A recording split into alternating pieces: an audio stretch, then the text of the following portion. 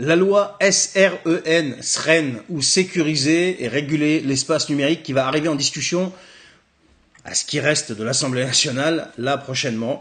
Alors, comme toujours, en Macronie, on va vous donner un os à ronger, on va vous dire que c'est pour votre bien. Pendant ce temps-là, vous allez être focalisé dessus, pendant que tout le reste se passe ailleurs. Et là, en l'occurrence, c'est quelque chose qui est en train de se passer, dont pratiquement personne ne parle.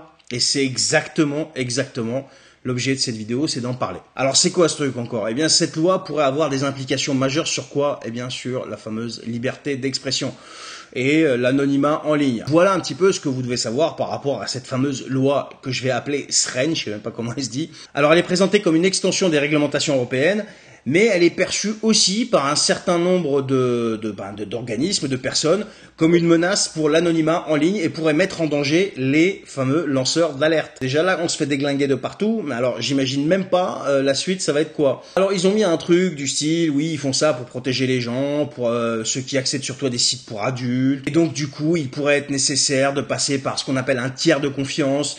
Et cette entité devrait délivrer un jeton confirmant l'âge de l'utilisateur, je sais pas quoi. Donc c'est toujours sur un fond de bienveillance et ça pourrait conduire à une identité numérique obligatoire pour tous les utilisateurs. Donc vous voyez le truc, comment ça arrive là? Et un autre point qui est quand même préoccupant, c'est la censure administrative. Alors la loi va permettre une censure administrative plutôt que judiciaire des sites internet concernés. Alors bien sûr, il y a encore des pays qui sont à peu près, alors je dis bien à peu près, parce que quand on voit c'est quel pays, le Royaume-Uni, l'Australie, pendant le Coco, ils n'étaient pas trop normaux. Mais bon, eux, qu'est-ce qu'ils ont fait? Ils ont quand même abandonné des projets similaires en raison justement des préoccupations liées aux libertés civiles. Mais chez nous, non, pas du tout.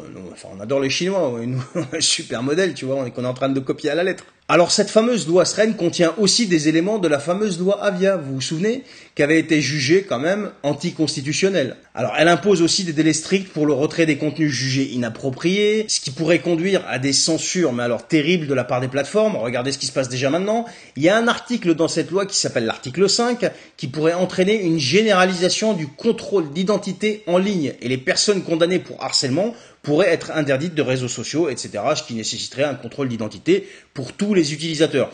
Bon, en même temps, dégager les psychopathes des réseaux sociaux, c'est pas une mauvaise chose. Et ensuite, il y a l'article 6 qui permettrait à la police de bloquer des sites directement via les navigateurs web. Alors c'est comme d'habitude, c'est comme toujours, on est sur une loi qui pourrait laisser penser qu'elle va dans le bon sens. Alors il y a du bon sens dedans, mais il y a surtout aussi une stratégie cachée qu'on voit qu'ils sont en train de mettre en œuvre pas à pas. Il y a eu le fameux DSA, le Digital Service Act européen, et là aujourd'hui on se retrouve en France avec une discussion sur une loi qui va venir encore renforcer tout ça. Donc bientôt, je sais pas, peut-être qu'ils vont nous sortir que finalement Internet, on laisse tomber. Je sais pas, ils en seraient capables quand même. Quand on voit la sortie de Bruno Le Maire aujourd'hui, il dit aux stations essence, vous pourrez vendre à perte. Tu te rends compte quand même qu'ils sont capables de tout. Allez les amis, si vous n'êtes pas encore abonné sur mon canal Telegram, le lien est en bio autour de cette vidéo. Sinon, il ne me reste plus qu'à vous souhaiter une excellente soirée. Partagez, commentez cette vidéo comme d'habitude. Et je vous remercie pour tous vos partages, vos commentaires, vos likes et même mes haters. Je vous adore. Ciao.